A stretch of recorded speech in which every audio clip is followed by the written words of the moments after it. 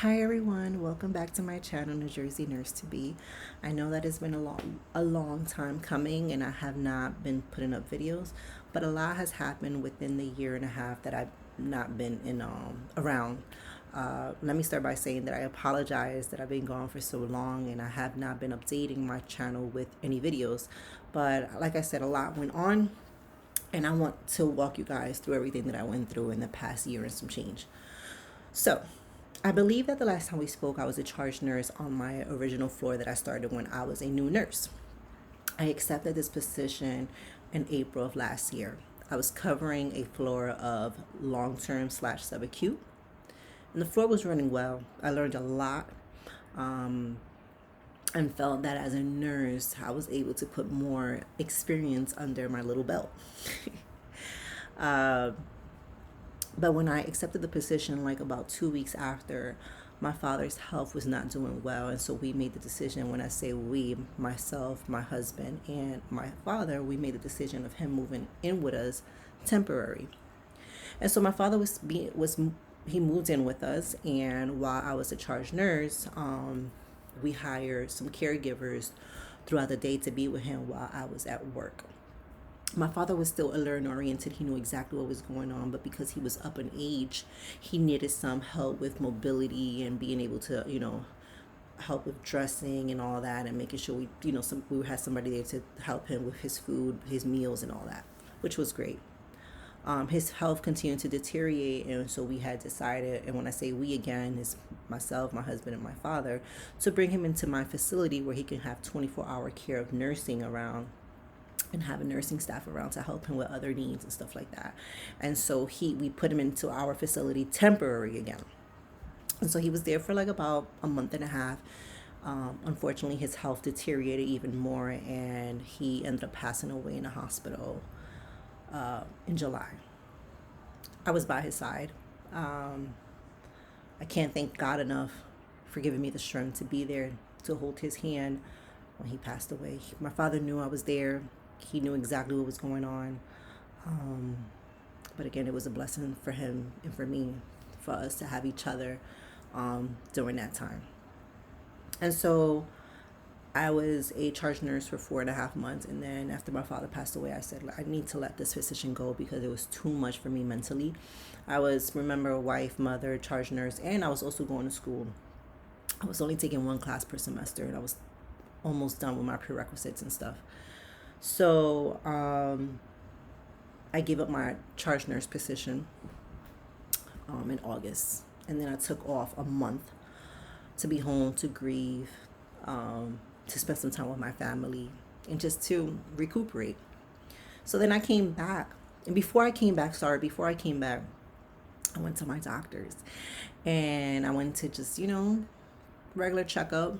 Ended up finding out I was pregnant right after my father passed away. And so we were like in shock because we weren't planning to have a baby no time soon. We were planning to have a baby, years down the line, our last child. And so we took it as a blessing because every child is a blessing and stuff. And we didn't question why God did this. We looked at it like, this is a blessing from heaven, of course. And of course, my dad is all behind it. We ended up finding out that it was a boy. And so I had a baby boy April of this year. Small little boy. He was about 6 pounds. His name is Zeke Malak. Malak in Arabic means angel, and my father's name was Angel. So my son's middle name is after my father, and my son's first name is after my husband's middle name. So yeah, it was great to have to be pregnant and to experience this again. It was a little hard too because I just finished grieving my father, but I felt like I had a little token of my father in my womb. And so I came back in September pregnant, and when I came back as per diem. And per diem is you make your own schedule. You don't work as many hours as you will do as full-time or part-time. I mean, you can if you want. You let them know when you're available, what shifts you're available, and the rate is higher The con about it is that you don't get any benefits. So you don't have a vacation, 401k, sick days, personal days, no benefits at all. That's why they're paying you a higher rate. You don't really have to work. In my job, I don't have to work holidays for per diem schedule. And another con is that you jump on whatever cart is available. So if you're a permanent nurse and you're a full time or a part time nurse, you have your own permanent cart, right? But when you're a per diem nurse, you jump wherever they need you at. And so for me, it wasn't a challenge because even as a full time nurse, they were jumping me on carts sometimes when they needed a nurse from one floor to be moved and stuff. So I would jump, not as much because I was the full time nurse on the rehab floor. But when I came back per diem, I was jumped everywhere. And then towards the end of my pregnancy, they kept me in the subacute floor, which I was very happy about because I feel that that is my strength, which is subacute. Long term is kind of like boring. Long term, you continue to give the same medications, and then you eventually know your medications that you're giving to the patients. Really, nothing happens on long term floor. I mean, these patients sometimes they go to their routine doctor appointments or see a specialist, but really there's really no changes with these long-term patients.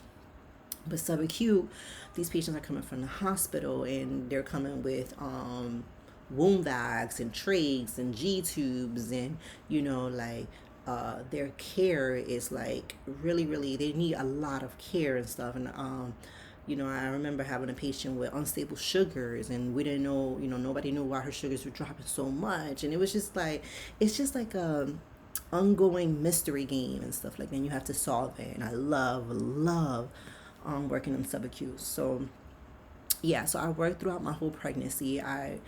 Because I was a per diem, I was able, I picked my own schedule, how many hours I wanted to work. So I was working 4 to 5 days per week. Yes, 4 to 5 days per week. It wasn't challenging at all. I think that helped me with my recovery after I had my baby. I had a C-section. This was my fourth C-section. Yes, my fourth. They say that that's not really good to have, more than 3 C-sections. They consider you high risk after your third. But I was healthy. I was basically, call it exercising, because I was, working 8 hours per day, 4 to 5 days per week, and my weight was managed, everything was good. And like I said, I guess it helped me recover throughout the time that I've been home. Of course, I did take a day off. Instead of working 5 days, I started working 4 days towards the end of my pregnancy. And I ended up working all the way to a couple days before I gave birth. That was my plan. I prayed on it, and of course, God gave me strength to go all the way to that time. And so, like I said, I had my baby via C-section. I had him in April of this year. He was a 6-pound little boy, cute. He's sleeping right now, so I can't bring him to the video on the video. But yeah, it was a good, smooth recovery as well. I am still on maternity leave as we speak. And it's been going well. I just enjoy having this time off with my kids, being able to be home when they come from school and stuff. I'd be able to participate in extracurriculum activities with them and stuff. So yeah, I'm enjoying this time off because I feel like this is the only time off I'm gonna have for the next couple years coming. Because we're done having kids. We don't want any more kids. We have 4, and we are fine. And I literally have a child in each stage. I have a teenager, 16 going on 17. I have a 6-year-old. I have a 2.5-year-old who's a toddler. And then I have my infant baby who's 2.5. He's about to be 3 months. By the way, my baby was born colic. And so with colic, these babies, I was to say these patients, these babies have a milk allergy. So they tend to be very fussy. They want to be carried around all the time, cry a lot. My son is starting to calm down more. Like, we don't see so much of the fussiness. He is still fussy where he wants to be carried around, but not as much and stuff. And we have developed a technique with him. We have found the right formula for him as well. And the reason why we found the formula right away is because my other 2 babies were colic. So we basically used the same formula that they were on. What I did learn different is that every baby is different. And although that one formula worked for my other 2, it probably wouldn't work for my third one. But I didn't know that until after I started him on the same formula. But the good thing is that it did work. So I just wanted to let you guys know, for whoever has colic babies and stuff like that, or if you ever eventually have a colic baby, just know that you have to find the right formula, and it's time consuming and it's stressful to see your baby go through all this pain of, the changes of formula, the constipation and all that. It's just horrible. Sleepless nights with newborns, like my baby was waking up every hour and a half. Oh, it was horrible. Now he's sleeping up to 3 hours. He's still, he keeps me up from 11 o'clock to 3 o'clock in the morning. That's the only downfall right now, but it's getting better, I was saying. And again, we have experienced with colic babies because our last two were colic and stuff like that. But we are just waiting for the 3rd month mark to get here, because they say by 3rd or 4th month the colicness goes away, and it's like you have a brand new baby. Like, they're calm, they're like playful and stuff, and you're able to put them down and do your thing. With my baby, it depends. Like, he basically rules what's going on in the house. He's my little boss around, besides my little toddler, who is the boss of the house. So besides that, like I said, my father unfortunately passed away. He's in heaven now in July. And then I had a baby in April of this year. And so then the other news is that I decided to start studying for the TEAS exam, because the program that I was trying to apply to, the nursing program, their thing was that you had to take their TEAS exam and stuff, and at least have a 60 or above in the reading and math subject. So I took the TEAS exam in January of this year. I'm sorry, February. To be exact, February 18. I took the exam February 18, and I passed the exam. I passed the reading and math, because that's the only thing that they worried about. So I was like, oh, who cares about the other ones? Which, to be honest, I didn't do so good, because I really didn't study for those subjects.